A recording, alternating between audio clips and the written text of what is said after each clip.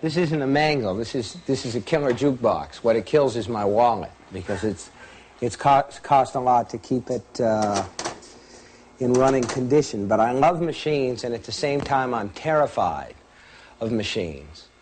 And at the time that I was publishing my first short stories, I was teaching, and I was working in a laundry at the same time. And they had a mangle in the laundry. It's a speed ironer and folder. You put in a dirty sheet or a wrinkled sheet, and it comes out pressed and nice. And my mother had also worked in a laundry, and she'd worked on that machine.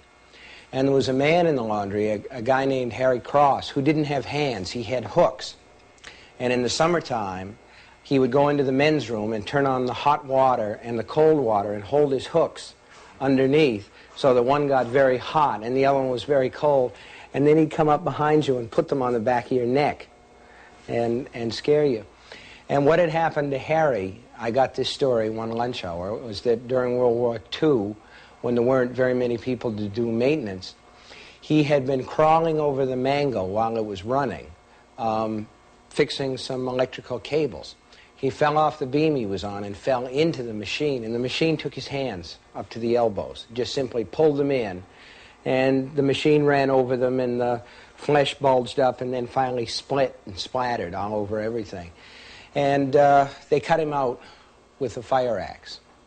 And the story was so horrible that I knew I had to write it immediately. So machines don't like us, you know. Machines don't like us at all, which is why people get electrical shocks from toasters. It's why our cars break down when we need them the most and it's rainy at night. It's why whenever we really want to show a friend a videotape, the machine eats the tape. I don't know anybody, you know, whose machines work all the time. It simply doesn't happen.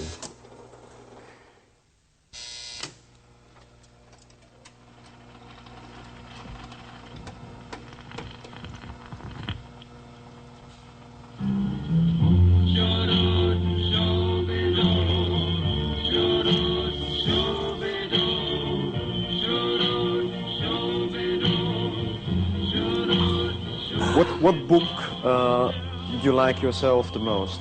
I think Misery is probably my favorite. I think it's the one that works the best. Can I say it's a kind of a psychological, more in-depth book than, for instance, Christine, about a car? Yes.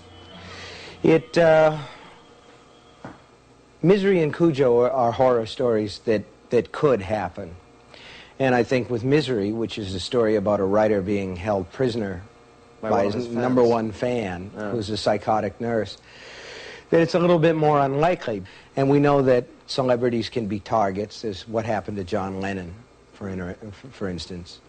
And so it was a chance for me to do a couple of things, to talk a little bit about the sort of unhealthy relationship a lot of fans have with either writers, whether they're writers or whether they're pop stars or whether they're movie stars, whatever. There's a sort of unhealthy relationship and interest on what goes on. And I think that if you asked all sorts of young girls if you could have Michael Jackson prisoner in your basement, they'd say, give me the chains, I'll chain him up. But I mean, the author in your book, he becomes dependent on Novril. It's a medicine which doesn't exist. No, it's a make-believe drug, but you can substitute your own favorite barbiturate. I'm sure that, you know. I mean, are you fascinated by mental diseases? To some degree, I am. I've always been a little bit afraid of going crazy myself. Vampires, werewolves, I don't believe in those things, but I believe in murderers. I believe in the stranger that might come to your house in the middle of the night and knock on the door and then come in and kill you. A vampire is a life stealer. A murderer is a life stealer. One is a metaphor for the other. And a vampire is a little bit safer because we know that that's make-believe, and we can laugh at our own fears and say, well, I pretended for a while. You understand what I mean? When there are real things to be afraid of.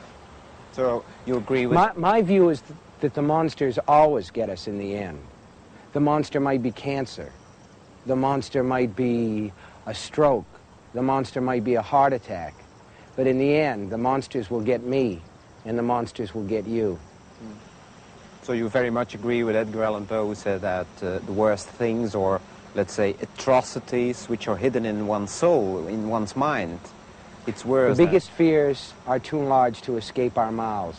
Even in a scream, when our mouths stretch open all the way, the very large fears can't escape. The fear of the deaths of loved ones, the fear of some horrible disease where we'll waste or rot away a little bit at a time. These are things we're all afraid of, but they're in our hearts and they're in our nerves. Is there a difference towards horror between adults and children, the way people can handle it? I think there's a big difference between the way adults deal with horror and children. Children know what they're afraid of, but don't always know how to express it. Adults can express what they're afraid of if they know what it is, and they may not. And if I give a child in one of my stories a gift, like in The Shining, Danny's ability to shine, to see the future, Carrie White's telekinesis, you know, that's another way of saying to the reader, look at your own child. What gifts does your own child have? Have you noticed the way your child thinks? Because kids don't think straight. They think around corners. They're bent. They're bent. I was thinking that the other day, you know. I was taking a walk around my block, and as I walked up toward the corner, there was a little girl in a little frock sitting in the dust by the side of the road, talking to herself. Now, what would somebody think if they saw you sitting in the dust at the side of the road and talking to yourself? Or me? They'd think we were crazy. But with children, we expect that. We allow our children to be crazy until they're about 8, and then we start to say, why don't you grow up? Grow up. And they do. They do grow up. They become doctors. They become engineers. They become sailors, doctors, lawyers, Indian chiefs. What happens to their imaginations? Shrinks. As their bodies grow, their ability to imagine, to the whole range, the whole world of wonders begins to shrink in on them. You understand what I mean? You pay a price to grow up. It's a high price. And with adults, can you teach them to use their imaginations again? Yes, I think you can. I think one of the reasons they come to my books is because what I'm trying to say to them is, look, use your imagination again.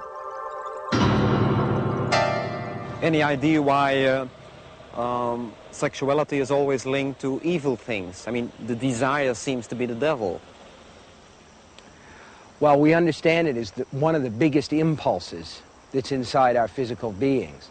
I think that most of us understand that it can be a tremendously destructive force in our lives. And I think, too, that most of us understand that when we're in deep sexual passion, we're outside of ourselves.